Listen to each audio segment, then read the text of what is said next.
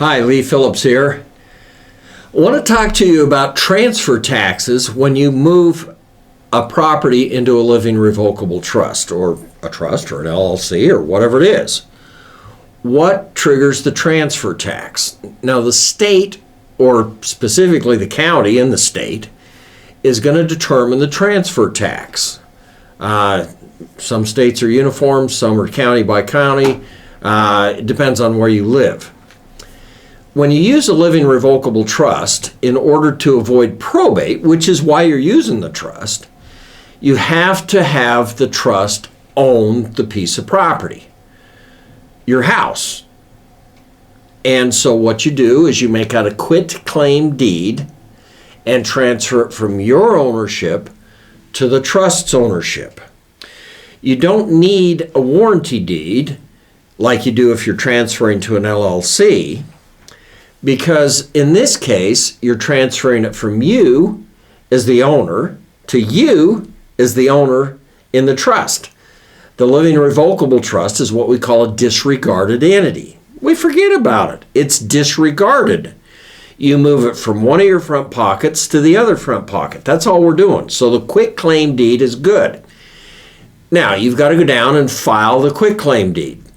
Technically, you don't have to, but if you lose the deed, we're in trouble, and blah, blah, blah. So most of the time, we file the deed. That triggers a tax in some states, some counties, the transfer tax. Pretty much all states, pretty much all counties should not trigger a transfer tax if it's a transfer from you to your living revocable trust, because it's this disregarded entity. It's still really you. We actually haven't transferred ownership to a new party.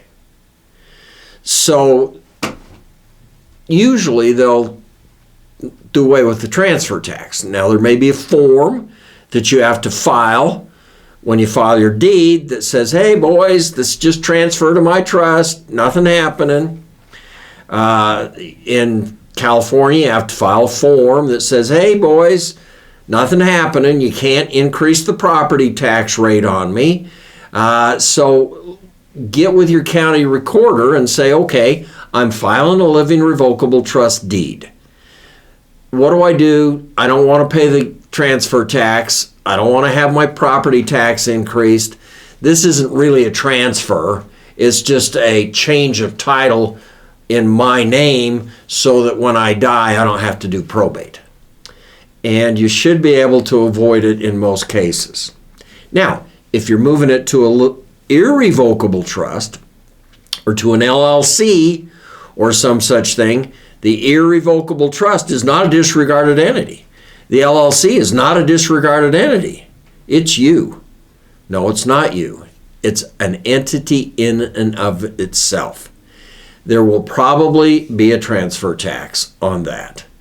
So try to avoid the transfer tax on the transfer from you to your living trust. You should be able to do that. On the other transfers, irrevocable trusts, LLCs, corporations, partnerships, that sort of thing, you're probably going to get hit with the transfer tax. Now, get my How to Use a Trust ebook. It's free. Just sign up for it.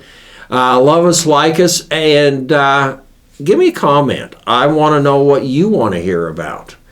And so I read the comments, I answer them, and let me know what I need to do to help you out. This is Lee Phillips. We've been talking about transfer tax on a deed that you move a property into your living trust with.